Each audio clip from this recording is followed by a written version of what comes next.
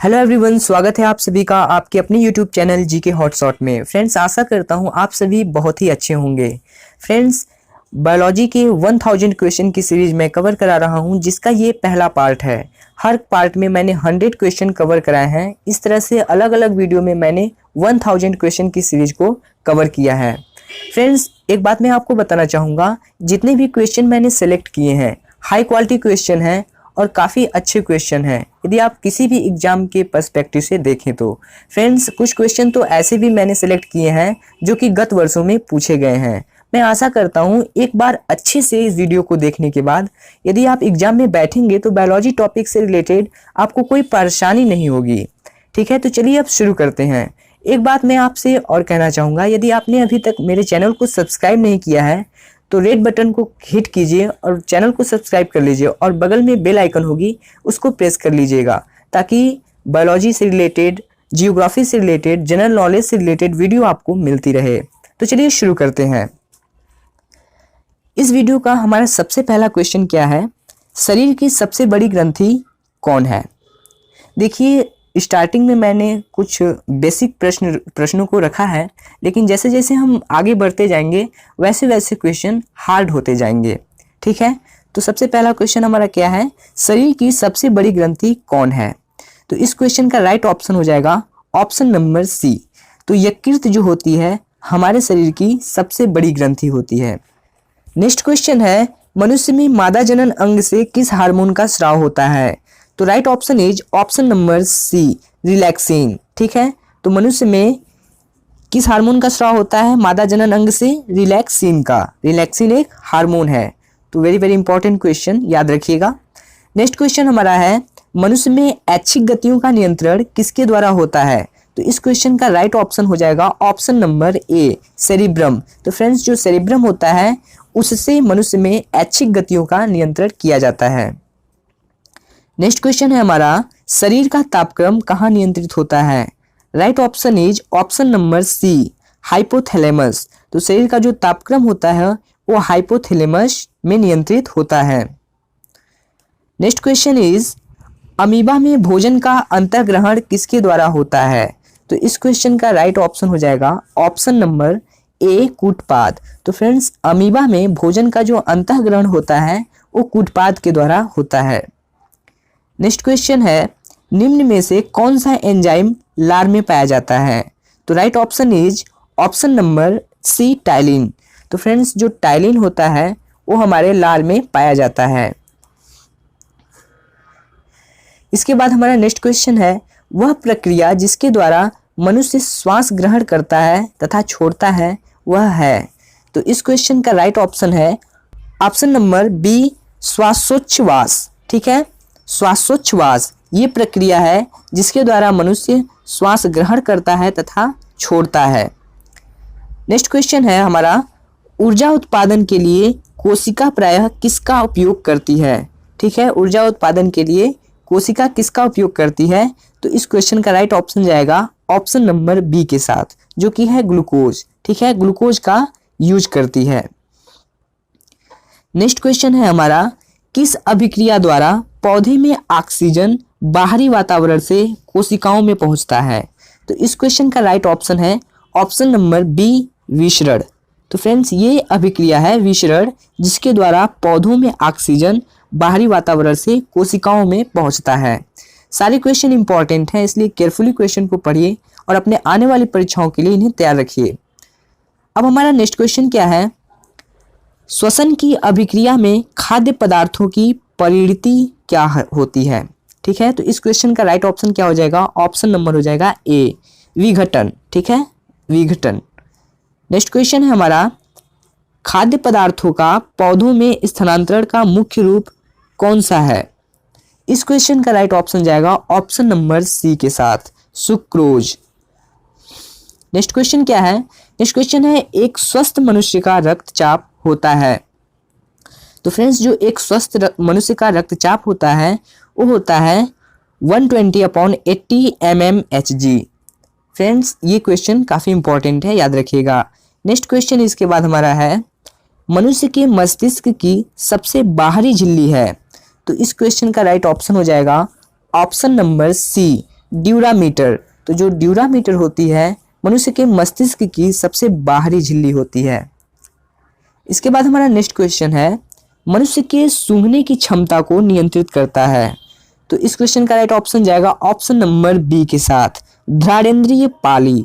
तो जो घ्राणेंद्रिय पाली होता है वो मनुष्य के सूंघने की क्षमता को नियंत्रित करता है। इसके बाद हमारा नेक्स्ट क्वेश्चन क्या है, इसके बाद हमारा नेक्स्ट क्वेश्चन है, मनुष्य में बुद्धि एवं चतुराई का केंद्र है। तो फ्रेंड्स, जो मनुष्य में बुद्धि और चतुराई का केंद्र जिसको माना जाता है वो क्या है, सेरिब्रम। सेरिब्रम मनुष्य में बुद्धि एवं चतुराई का केंद्र है। इसके बाद हमारा नेक्स्ट क्वेश्चन है, रक्त में ग्लूकोज की मात्रा नियंत्रित करता है। तो इस क्वेश्चन का राइट ऑप्शन हो जाएगा ऑप्शन नंबर डी, इंसुलिन के कारण। तो फ्रेंड्स, जो रक्त में ग्लूकोज की मात्रा नियंत्रित होती है वो इंसुलिन के कारण होती है। ठीक है। इसके बाद हमारा नेक्स्ट क्वेश्चन है, ऑक्सीजन है। तो ऑक्सीजन क्या है, इसका राइट ऑप्शन है ऑप्शन नंबर सी, ऑक्सीजन एक एंजाइम है। नेक्स्ट क्वेश्चन है, जैव प्रक्रम के अंतर्गत कौन आता है। तो इस क्वेश्चन का राइट ऑप्शन है ऑप्शन नंबर डी, सभी। इसका मतलब पोषण, उत्सर्जन और श्वसन, ये तीनों जो है जैव प्रक्रम के अंतर्गत आते हैं। इसके बाद हमारा नेक्स्ट क्वेश्चन क्या है, गोबर छत्ता किसके अंतर्गत आता है। Right option is option number C, मृत जीवी।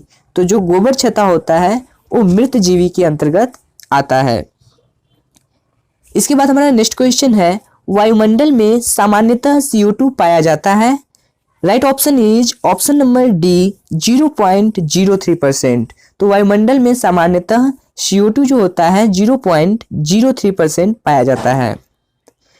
इसके बाद हमारा नेक्स्ट क्वेश्चन है, छाया में पनपने वाले पौधे को क्या कहते हैं। तो इस क्वेश्चन का राइट ऑप्शन किसके साथ जाएगा, सी के साथ, सियूकाइट्स। तो फ्रेंड्स, जो छाया में पनपने वाले पौधे होते हैं उनको हम बोलते हैं सियूकाइट्स। इसके बाद नेक्स्ट क्वेश्चन है, मनुष्य में मुख्य श्वसन अंग क्या है। तो इस क्वेश्चन का राइट ऑप्शन जाएगा ऑप्शन नंबर ए के साथ, फेफड़ा। तो मनुष्य में मुख्य श्वसन अंग है फेफड़ा। नेक्स्ट क्वेश्चन है, निम्न में कौन सी बीमारी श्वसन तंत्र से संबंधित है। तो निम्न में कौन सी बीमारी श्वसन तंत्र से संबंधित है, ऑप्शन नंबर हो जाएगा डी, बी और सी दोनों। जो बी और सी है मीन्स टीबी और निमोनिया, ये दोनों जो बीमारी हैं ये श्वसन तंत्र से संबंधित हैं। इसके बाद हमारा नेक्स्ट क्वेश्चन है, उच्च रक्तचाप की अवस्था को क्या कहते हैं। तो फ्रेंड्स, जो उच्च रक्तचाप की अवस्था होती है उसको हम कहते हैं हाइपरटेंशन। ठीक है। इसके बाद हमारा नेक्स्ट क्वेश्चन है, मछलियों में उत्सर्जी पदार्थ क्या है। तो इस क्वेश्चन का राइट ऑप्शन हो जाएगा ऑप्शन नंबर डी, अमोनिया। तो जो मछलियों में उत्सर्जी पदार्थ होता है वो होता है अमोनिया। इसके बाद हमारा नेक्स्ट क्वेश्चन है, पौधों में आवश्यकता से अधिक जल किस प्रक्रिया द्वारा बाहर निकाले जाते हैं। तो इस क्वेश्चन का राइट ऑप्शन हो जाएगा ऑप्शन नंबर बी, वाष्पोत्सर्जन। तो वाष्पोत्सर्जन एक प्रक्रिया है जिसके द्वारा पौधों में आवश्यकता से अधिक जल को बाहर किया जाता है। इसके बाद हमारा नेक्स्ट क्वेश्चन क्या है, नेक्स्ट क्वेश्चन है, निम्न में से किसे प्रकाश संश्लेषी अंग कहते हैं। तो इसका राइट ऑप्शन हो जाएगा ऑप्शन नंबर ए, पत्ती। तो हम पत्ती को प्रकाश संश्लेषी अंग कहते हैं। इसके बाद हमारा नेक्स्ट क्वेश्चन है, पौधों में गैसों के आदान प्रदान के लिए रहते हैं। तो पौधों में गैसों के आदान प्रदान के लिए क्या रहते हैं। तो इसका राइट ऑप्शन है ऑप्शन नंबर बी, रंध्र, स्टोमेटा। तो पौधों में गैसों के आदान प्रदान के लिए रंध्र रहते हैं। इसके बाद हमारा नेक्स्ट क्वेश्चन है, फेफड़ा का आकार होता है। तो फेफड़ा का आकार कैसा होता है, शंक्वाकार। तो जो फेफड़ा होता है हमारा उसका आकार होता है शंक्वाकार। इसके बाद हमारा नेक्स्ट क्वेश्चन क्या है, भोजन का पाचन किस प्रकार की अभिक्रिया है। तो भोजन का पाचन किस प्रकार की अभिक्रिया है, एक उपचयन अभिक्रिया है। भोजन का पाचन एक उपचयन अभिक्रिया है। इसके बाद हमारा नेक्स्ट क्वेश्चन है, हार्मोन शब्द का नामकरण किसने किया था। तो हार्मोन शब्द का नामकरण किसने किया था, बेलिस एवं स्टारलिंग ने। किसने किया था, बेलिस एवं स्टारलिंग ने किया था हार्मोन शब्द का नामकरण। वेरी वेरी इंपॉर्टेंट क्वेश्चन, याद रखिएगा। इसके बाद नेक्स्ट क्वेश्चन है, पृथक्करण का नियम किसने दिया था। तो पृथक्करण का नियम दिया था मेंडल ने, ठीक है, मेंडल ने दिया था पृथक्करण का नियम। इसके बाद हमारा नेक्स्ट क्वेश्चन है जीव विज्ञान शब्द का प्रयोग सर्वप्रथम किसने किया?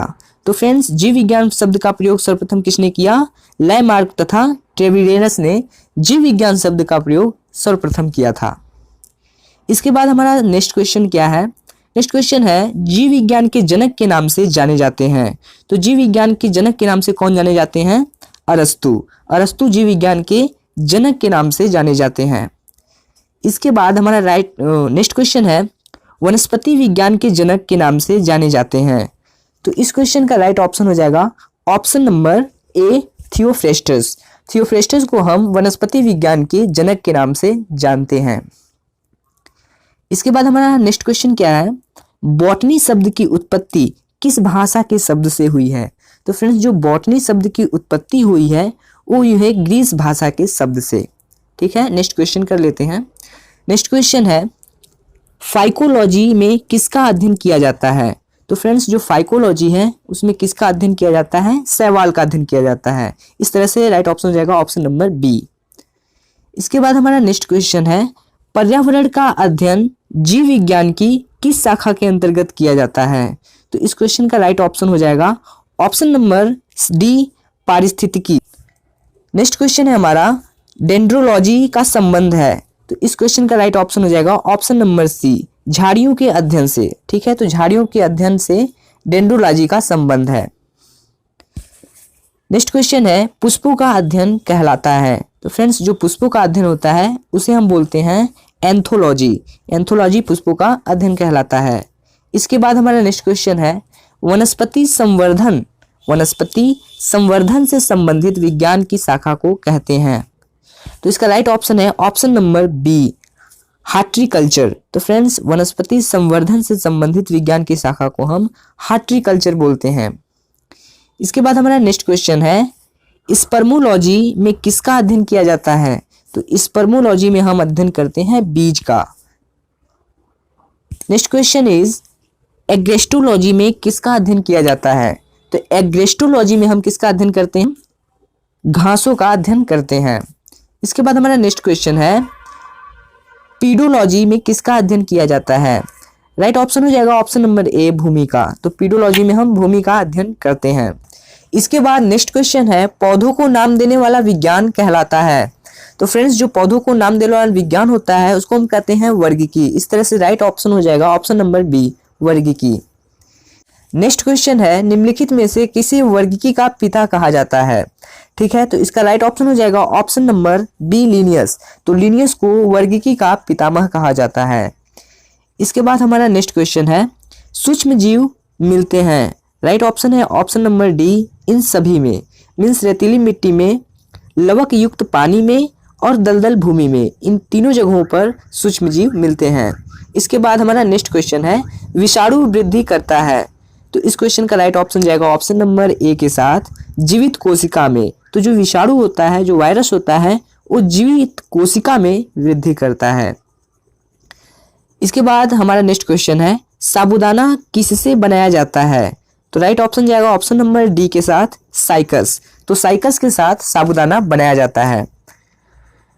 इसके बाद हमारा नेक्स्ट क्वेश्चन है फलों का अध्ययन कहलाता है। तो फलों का अध्ययन क्या कहलाता है?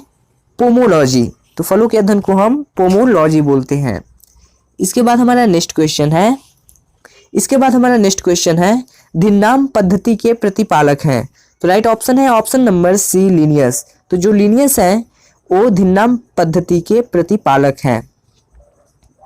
इसके बाद नेक्स्ट क्वेश्चन है जीवाणु की खोज सर्वप्रथम किसने की? तो राइट ऑप्शन है ऑप्शन नंबर सी, ल्यूवेनहॉक। तो सर्वप्रथम ल्यूवेनहॉक ने जीवाणु की खोज की थी। इसके बाद हमारा नेक्स्ट क्वेश्चन है जिन पौधों पर बीज बनते हैं किंतु पुष्प नहीं लगते क्या कहलाते हैं? तो इस क्वेश्चन का राइट ऑप्शन जाएगा ऑप्शन नंबर डी के साथ, अनावृत बीजी पौधे। ठीक है, उनको क्या बोलते हैं? अनावृत बीजी पौधे। इसके बाद नेक्स्ट क्वेश्चन है जीवाणुओं की साधारण आकृति क्या होती है? तो राइट ऑप्शन हो जाएगा ऑप्शन नंबर सी, छड़ रूपी। तो फ्रेंड्स, जो जीवाणु होते हैं उनकी जो साधारण आकृति होती है वो छड़ रूपी होती है। इसके बाद हमारा क्वेश्चन है, जो जीवाणु आकार में सबसे छोटे होते हैं क्या कहलाते हैं? तो वे कहलाते हैं गोलाणु। ठीक है, जो जीवाणु आकार में सबसे छोटे होते हैं उनको हम गोलाणु कहते हैं। ऑप्शन बी राइट है। इसके बाद हमारा नेक्स्ट क्वेश्चन है, निम्नलिखित में से कौन सा रोग बैक्टीरिया से होता है? ठीक है, निम्नलिखित में से कौन सा रोग बैक्टीरिया से होता है? तो राइट ऑप्शन जाएगा ऑप्शन नंबर बी के साथ, तपेदिक। तो फ्रेंड्स, जो तपेदिक रोग होता है वो बैक्टीरिया के कारण होता है। इसके बाद है हमारा नेक्स्ट क्वेश्चन, मानव की आंत में पाया जाने वाला जीवाणु है। तो फ्रेंड्स, जो मानव के आंत में पाया जाने वाला जीवाणु है एशेरिचिया कोलाई। ठीक है, एशेरिचिया कोलाई मानव की आंत में पाया जाने वाला जीवाणु है। इसके बाद हमारा नेक्स्ट क्वेश्चन है, एंटीबायोटिक्स अधिकांशतया पाए जाते हैं। ठीक है, तो जो एंटीबायोटिक्स होते हैं अधिकांशतः जीवाणुओं में पाए जाते हैं। राइट ऑप्शन हो जाएगा ऑप्शन नंबर डी। इसके बाद हमारा नेक्स्ट क्वेश्चन है, निम्न में से सबसे छोटा जीव है। ठीक है, निम्न में से सबसे छोटा जीव क्या है?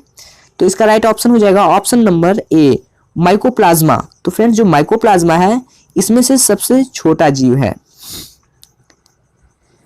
नेक्स्ट क्वेश्चन है हमारा, निम्नलिखित में से कौन सा रोग जीवाणु के कारण होता है? तो इसका राइट ऑप्शन है बी, हैजा। ठीक है, तो हैजा जो है वो जीवाणु के कारण होता है। नेक्स्ट क्वेश्चन है, निम्नलिखित में से किसके द्वारा दूध खट्टा होता है? तो इस क्वेश्चन का राइट ऑप्शन हो जाएगा ऑप्शन नंबर बी, बैक्टीरिया। तो फ्रेंड्स, बैक्टीरिया के कारण क्या होता है? दूध खट्टा होता है।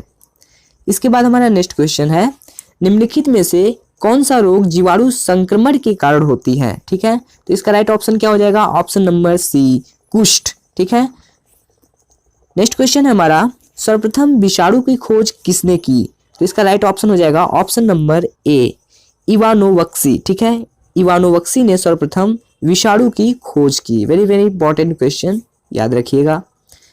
इसके बाद हमारा नेक्स्ट क्वेश्चन क्या है, चेचक के लिए टीके का विकास किया था।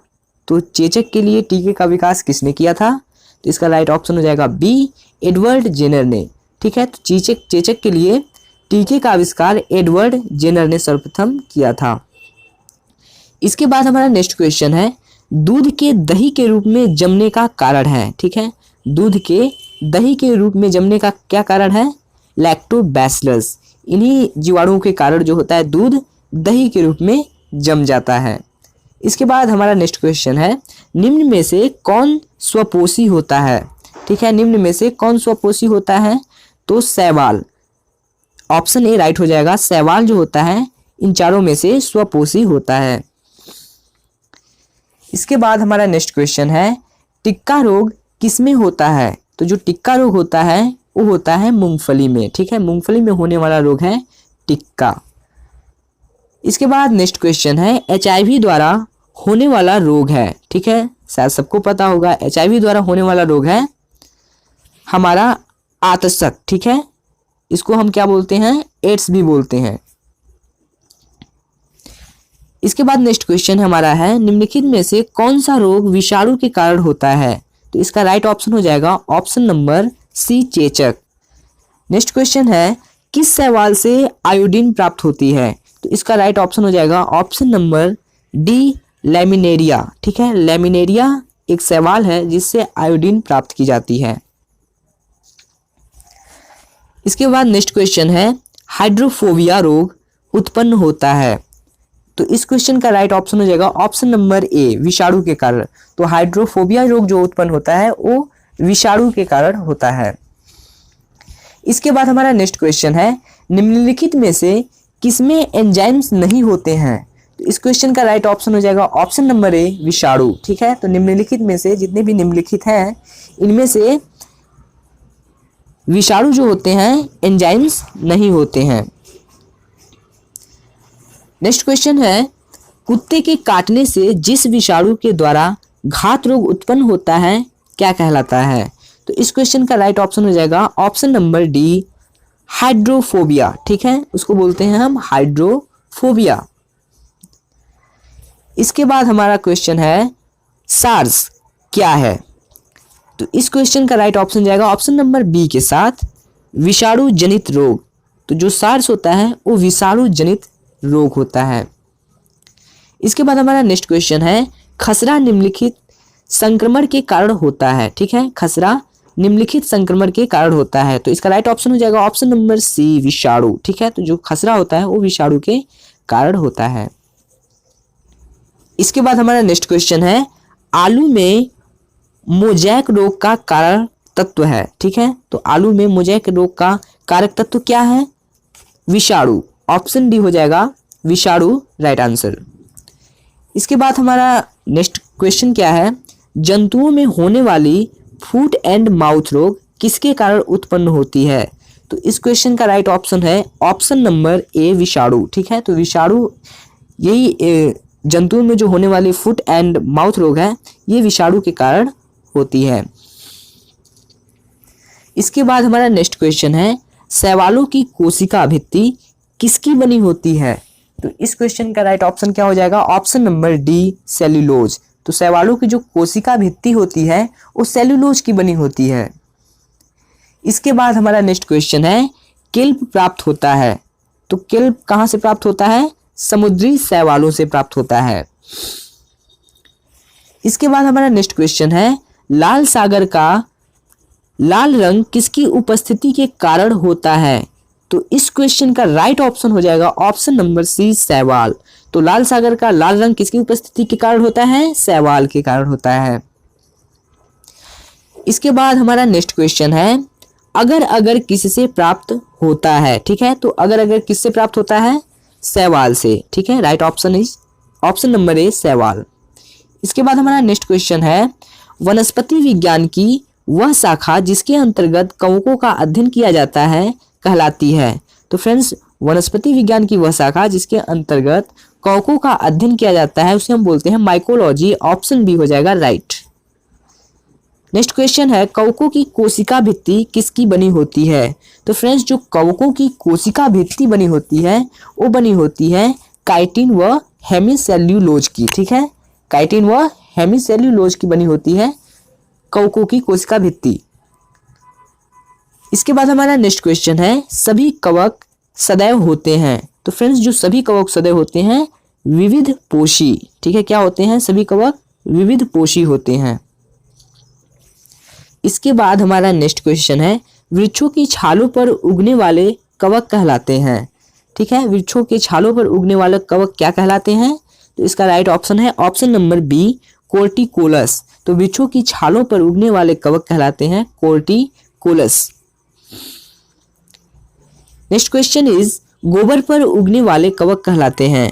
तो गोबर पर उगने वाले कवक क्या कहलाते हैं? ऑप्शन नंबर डी राइट है, कोप्रोफिलस। ठीक है, उसको हम क्या बोलते हैं? कोप्रोफिलस। इसके बाद हमारा नेक्स्ट क्वेश्चन है, निम्न में से किसमें क्लोरोफिल नहीं होता है? तो फ्रेंड्स, इस क्वेश्चन का राइट ऑप्शन है ऑप्शन नंबर ए, कवक। ठीक है, कवक में क्या होता है? क्लोरोफिल नहीं होता है। खाली चट्टानों पर उगने वाले लाइकेन को क्या कहा जाता है? तो फ्रेंड्स, खाली चट्टानों पर उगने वाले लाइकेन को हम कहते हैं सेक्सिकोल्स। ठीक है, तो जो खाली चट्टानों पर उगने वाले लाइकेन होते हैं उनको हम लेक्सिकोल्स बोलते हैं। इसके बाद हमारा नेक्स्ट क्वेश्चन है, जापान में लोग किस लाइकेन को सब्जी के रूप में खाते हैं? तो इसका राइट ऑप्शन है बी, इंडोकार्पन। ठीक है, इंडोकार्पन एक लाइकेन होता है जिसको लोग सब्जी के रूप में खाते हैं। कहाँ? जापान में। इसके बाद हमारा नेक्स्ट क्वेश्चन है, मिर्गी की औषधि किस लाइकेन से प्राप्त होती है? राइट ऑप्शन हो जाएगा ऑप्शन नंबर डी, परमेलिया। ठीक है, परमेलिया से मिर्गी की औषधि प्राप्त की जाती है। इसके बाद हमारा नेक्स्ट क्वेश्चन है, बीजों की प्रकृति किसमें उत्पन्न हुई? ठीक है, बीजों की प्रकृति किसमें उत्पन्न हुई? तो राइट ऑप्शन है ऑप्शन नंबर सी, टेरिडोफाइट्स। ठीक है, बीजों की प्रकृति टेरिडोफाइट्स में उत्पन्न हुई। इसके बाद नेक्स्ट क्वेश्चन है हमारा, एलोजा है। एलोजा क्या है? तो इसका राइट ऑप्शन है एक जलीय फर्न है। जो एलोजा है वो एक जलीय फर्न है। इसके बाद हमारा नेक्स्ट क्वेश्चन है, निम्नलिखित में से किसे जैव उर्वरक के रूप में प्रयोग किया जाता है? तो इस क्वेश्चन का राइट ऑप्शन हो जाएगा ऑप्शन नंबर बी, एलोजा। ठीक है, अभी मैंने आपको बताया ऊपर। तो जो एलोजा होता है उसे किसके रूप में यूज किया जाता है? जैव उर्वरक के रूप में।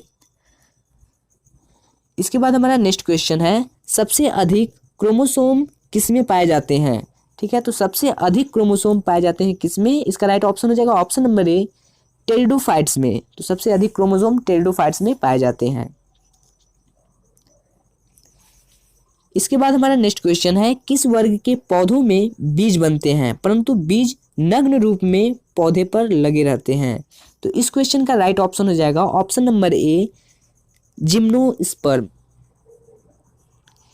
नेक्स्ट क्वेश्चन है, सिल्वीकल्चर वनस्पति विज्ञान की वह शाखा है जिसमें वर्णन होता है।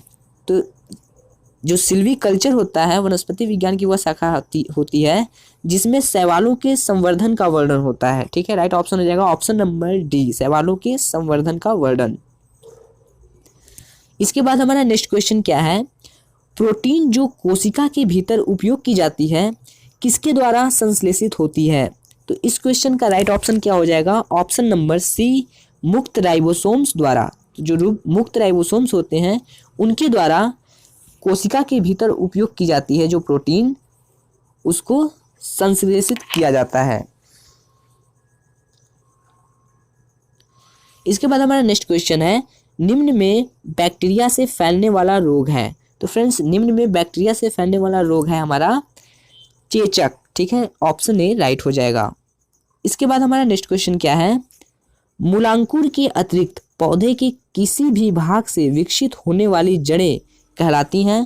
तो इस क्वेश्चन का राइट ऑप्शन है ऑप्शन नंबर सी, अपस्थानिक मूल। ठीक है, अपस्थानिक मूल, राइट ऑप्शन हो जाएगा अपस्थानिक मूल। इसके बाद हमारा लास्ट क्वेश्चन क्या है, मूलांकुर से विकसित होने वाली जड़ें कहलाती हैं? Right option is option number A, मुसला जड़ें। ठीक है, मूलांकर से जो विकसित जड़ें होती हैं उनको हम बोलते हैं मुसला जड़ें। तो आशा करता हूँ आपको वीडियो पसंद आई होगी फ्रेंड्स, काफ़ी इंटरेस्टिंग वीडियो लगी होगी आपको, मैं ऐसा उम्मीद करता हूँ। तो फ्रेंड्स, इस सीरीज के अगले पार्ट का जो वीडियो है उसका लिंक डिस्क्रिप्शन में दे दिया जाएगा, वहाँ से आप दूसरा पार्ट देख सकते हैं। ठीक है, देखिए ये सारे ही क्वेश्चन काफ़ी इंपॉर्टेंट है, इसलिए आप हर एक पार्ट को देखना जरूरी समझिए। ठीक है, सारे के सारे क्वेश्चन काफ़ी अच्छे लेवल के हैं, आपके एग्जाम्स में ये क्वेश्चन काफ़ी आपकी मदद करेंगे। ठीक है, तो आज के लिए तो बस इतना ही, लेकिन मैं नेक्स्ट पार्ट की वीडियो जो है जल्दी अपलोड कर दूंगा, उसको आप जल्दी देख लीजिएगा। ठीक है, thank you for watching, take care of yourself.